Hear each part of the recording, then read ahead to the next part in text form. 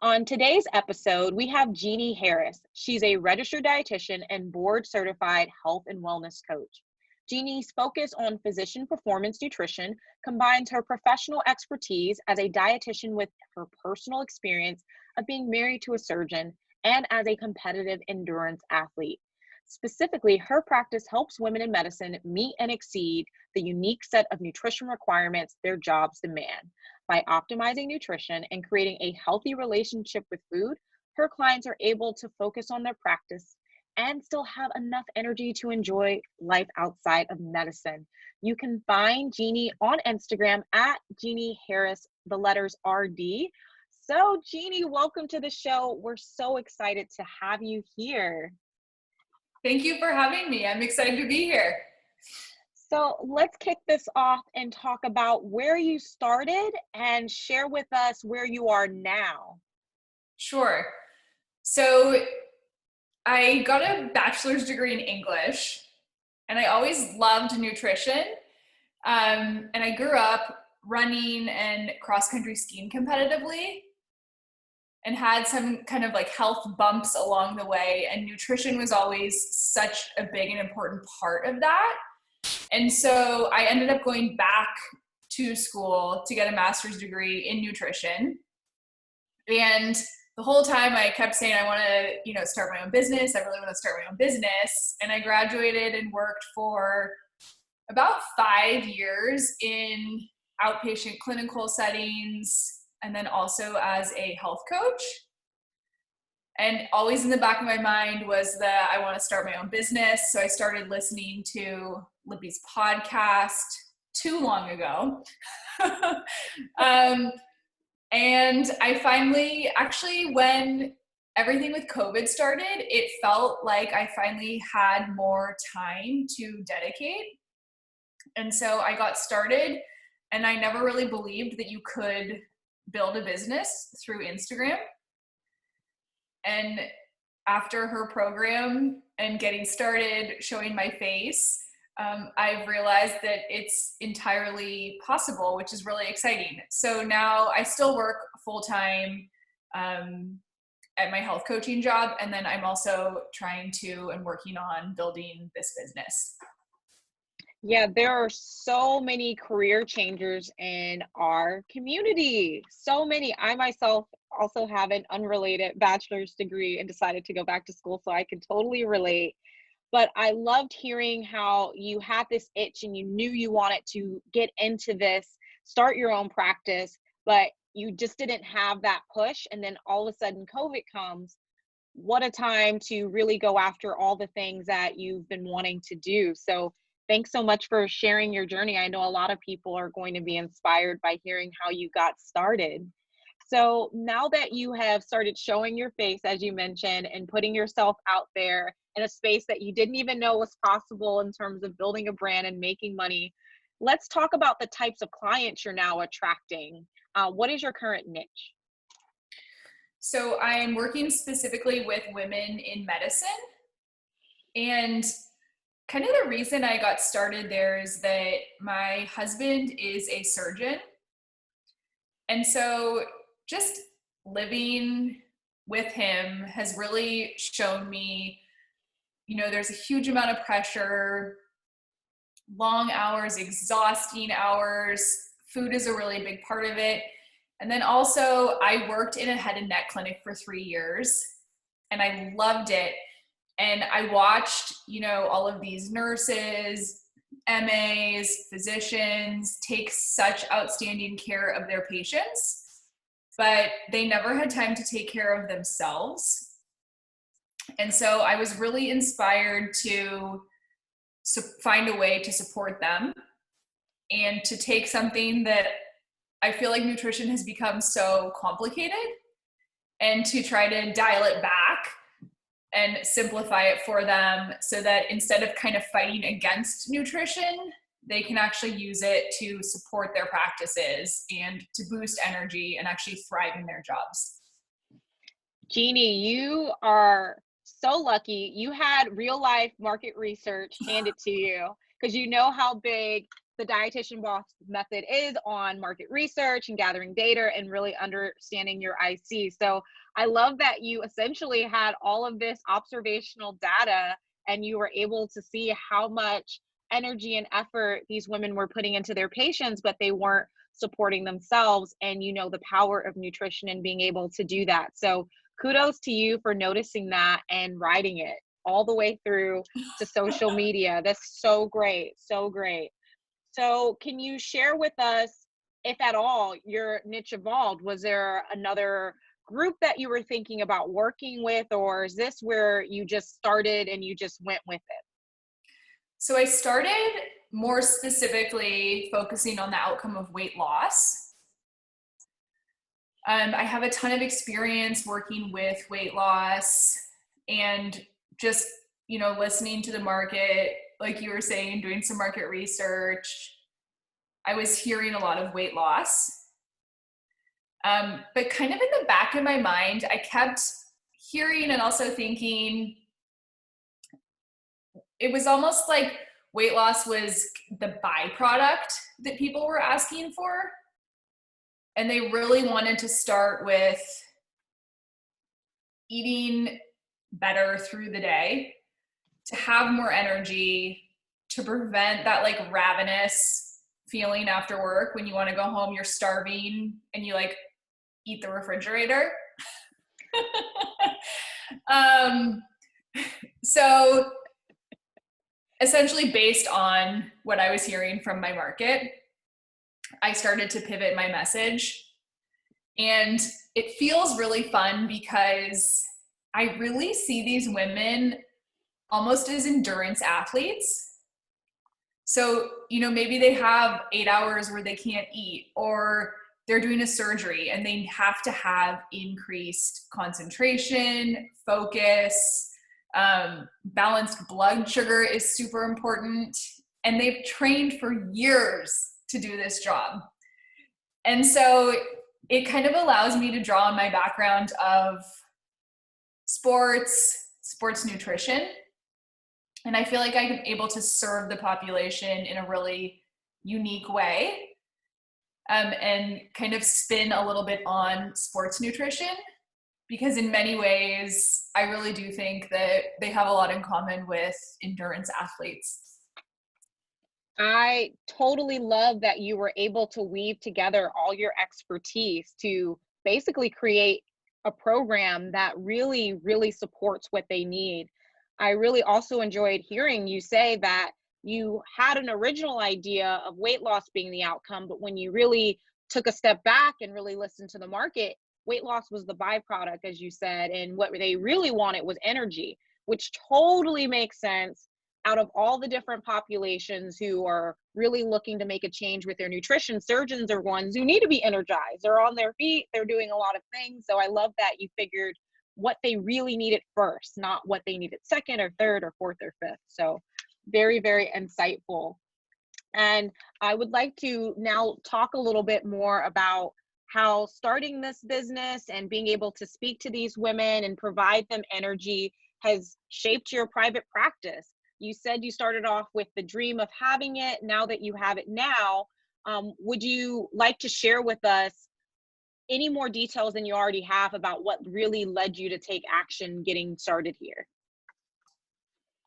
Honestly, I started with a website and I wasted so much time on it, and it didn't do anything for me. And so the more I listened to Libby's podcast and heard all of these inspiring stories of these really intelligent women taking action and doing it for themselves, made me think, hey, I could probably do this too. And I think at a certain point, when my website, just took hours of time and produced no leads, I was like, hey, I need to try something new. Yeah, embarking on this journey, you can end up on various paths. You could end up on, I need a website, and you're like, wow, this was totally not the path I needed to end up on. And then you can end up on, I can create a free account on Instagram And you're like, this is totally cooler, easier. The path is well paved, so much easier to find clients. So I'm glad you were able to find this path and be able to pursue your dream of private practice. Yeah, and I think too, just to add to that, that it's being comfortable going at your own pace. So I'm definitely building to posting 5 times a week. Showing my face has been something that's been really tricky for me, and talking on stories. But it's fun, definitely when you attract clients and when you talk to clients, that's motivating. And then setting really clear, smart goals has been super helpful. And then just realizing that it's not necessarily your speed, but it feels so good to finally be heading in the right direction. Yeah, to be able to head in the right direction is what really all you need to, that's all you really need to do to really get going, is just to get there and start. So, can you share 1 or 2 tips for the listeners for how to start on their path of building this know, like, and trust factor on social media? Yeah, I think something that stood out to me with the know, like, and trust factor was definitely showing my face. And then for me, showing my husband in photos in scrubs. I need to do it more. But I think it's able to show the connection of why I really want to help and support this population. So that's been super helpful. Consistency, I see it actually when I'm not consistent, is when it's clear that consistency works. That's a big one. So I think those 2 are definitely the biggest tips. And I know a lot of dietitians are like this, and I would categorize myself, right there with them, but it doesn't have to be perfect. So just doing it. And I think that lends to building trust through consistency, because sometimes you have to let go of the fact that, maybe it's not the perfect post or it's not the perfect story, but you're just showing up. And that really, I think, builds that know, like, and trust. I 1,000% agree with you. What an incredible response. Like, to give you guys an example of just getting over perfectionism, like, I've often uploaded text with different sizes, and I'm like, you know what? It's fine. Like, it was supposed to be all 23. There's some 18s, there's some 16s. I'm like, you know what? It's out there in the universe. That's fine. You just got to Yeah, move past it. So you got to listen to her. Don't get caught up on being a perfectionist. Instead, take her advice, be consistent, show your face. Don't worry if the font colors are different, font sizes are strange. Just go for it. exactly. And can you share with us, now that you have taken the steps down the path of building your brand on social media, how much money you have made and what's your next money goal? Sorry, I just had to plug in headphones. Do you mind repeating that question? Yeah, no problem. And now, on the topic of money, now that you have grown your practice and you have gotten to the point where you're attracting your ideal client, can you share with us how much money you have made and what's your next money goal? Yes. So to date, $4,200. And my long-term goal is 10,000 a month.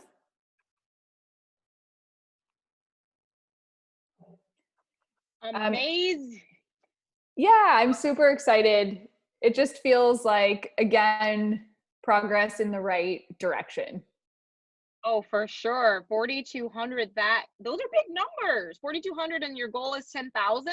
Yes. Awesome. And what have you done so far with this? Would you say that this has helped alleviate any bills? Have you put it towards something really important, like a trip or something you've been saving for? What has this money afforded you? Honestly, it's the opportunity to leave my full-time job and then just to contribute in a more meaningful way to my household. Yeah, those are some big goals, to be able to escape the 9 to 5 and be able to Yes. pay bills. Who doesn't want to adult and pay some big bills? Yeah. Well, you're definitely on track to do that. I can't wait to hear an update when you hit your 10,000. When you hit 10,000, what do you think you're going to do? Is there like a crazy dance? You're going to do something wild? That's a great question. Probably leave my full-time job Love and it. then just save money. Awesome. Awesome. Well, I look forward to seeing that post where you're like waving goodbye, doors behind you. You're like, bye. I'm also very much looking forward to it. So I would love for you now to share a bit of your money story. A lot of people who want to start their private practice have some of those initial thoughts, like you mentioned earlier in our interview. They didn't think it was possible to make money on social media. They've been in situations and work environments where they often can't get money and if they ask for a raise and things of that nature. So can you share with us your money story and what beliefs you had about money and how that's changed now that you're seeing what's possible and being able to break through any of those limiting money beliefs you had before? Sure. So when I first graduated and started working in marketing, my salary was actually higher than it's ever been working with a master's in the field of dietetics.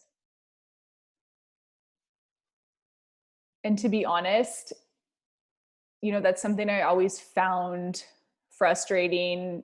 And I think I share, probably the similar sentiment and experience of asking for raises, not feeling supported or really valued in many positions.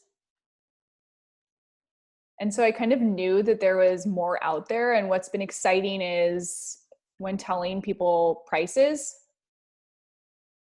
they're totally willing to pay for it. It's their health.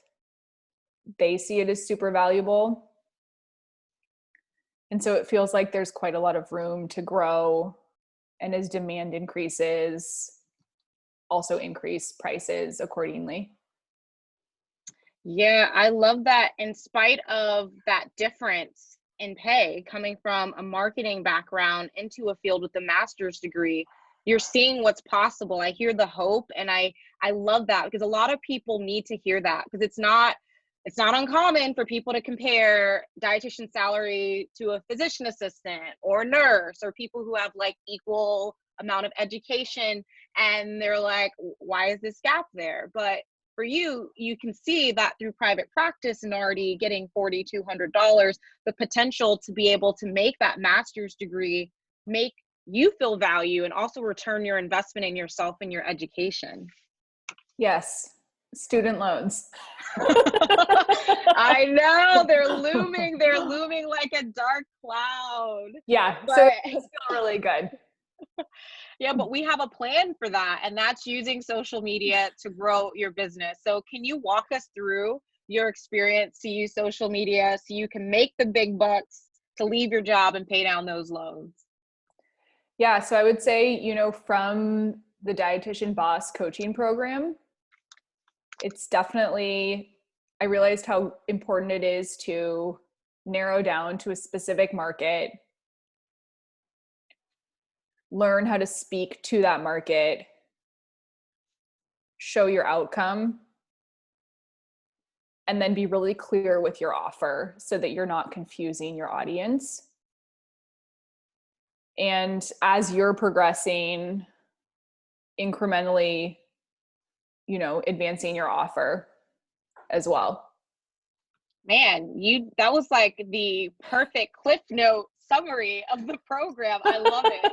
There's a lot more to it, but I will say you did a wonderful job succinctly explaining the power of this program. But you're absolutely correct. Some of the most important parts is definitely getting really specific and narrowing down who you're talking to, showing the outcome in every post, and having an offer for those people that are attracted to all the messaging that you're putting out there. So thank you so much for sharing those insights. So you mentioned that you've learned a lot being in this program and the importance of marketing and being able to attract people. And a lot of that obviously comes with creating graphics and having captions that complement them. So can you share with the listeners what your Instagram feed looked like before you started the program compared to now. I'm laughing because I've heard so many other women that have gone through this program or were in, my coaching group say similar things. But I used to post really random photos on random occasion that like I found to be interesting, and maybe some of my friends did. But they didn't demonstrate any outcome. There was no call to action. And now I have like a really clear plan. And what's been really amazing is all the support and accountability with content creation. So, you have ideas in your head, but getting feedback is so valuable. Just another opinion or other opinions. And then it's also motivating, to continue to keep making content when you see that progress.